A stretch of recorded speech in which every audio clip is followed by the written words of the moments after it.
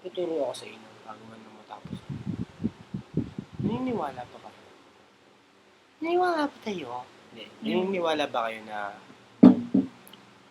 bibigyan ko lang to kasi may isang mga ganito to eh. Naniniwala ba kayo na kada couple is dapat hindi magkapareho? Okay. Okay, continue. Every couple ay dapat hindi magkapareho na galit. For example, pogi siya, kailangan maganda yun. Tulad ko, pogi ako, tapos perfect couple kami. So, hindi, ayun nga. Kailangan, pag merong isang mabait, isang salbahe.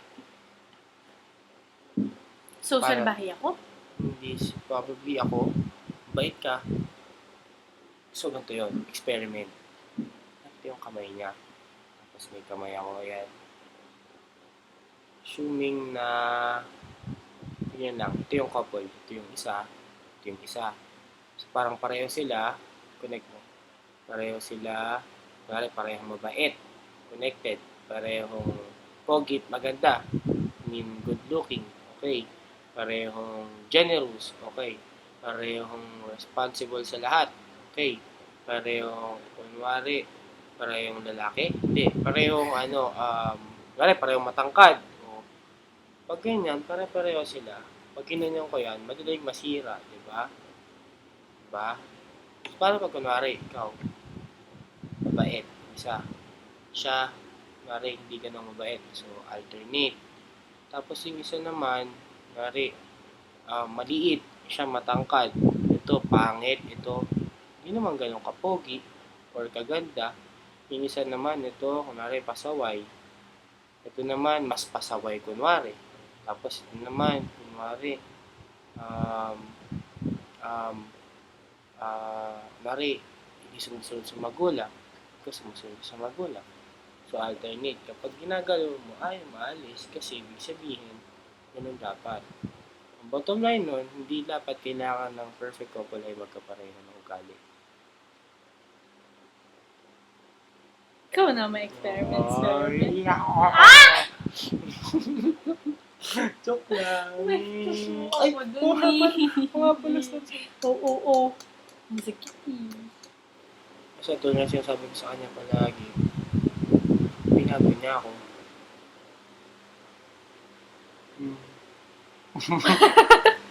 Parang nakikita ko na yun dati. Yung ganun. Yung ayaw mo umiti. Parang yan lang. Ayun. Binago niya ako.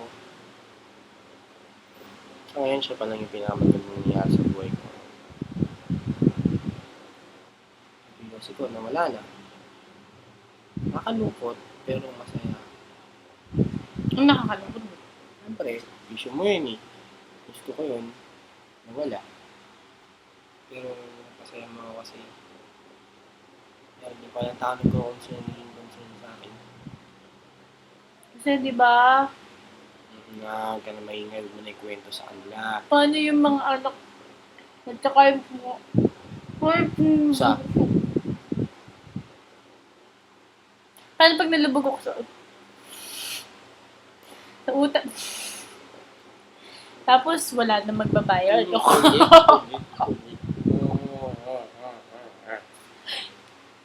Laway. Tutay ko lang. Joke ko lang.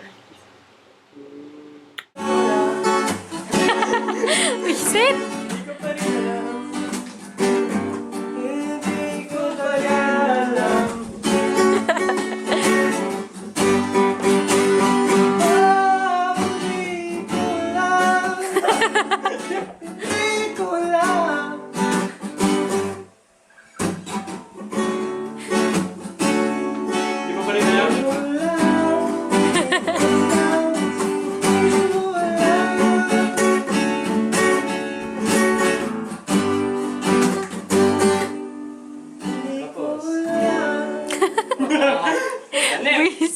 Alam ko na title niyan.